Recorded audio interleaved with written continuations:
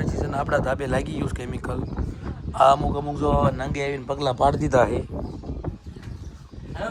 હજુ આમાં બીજો હાથ મારવાનો બાકી છે એટલે કાલે હજુ એક દિવસ થશે. કાળા ડોનના ચશ્મા આપણે પહેરી લીધા છે.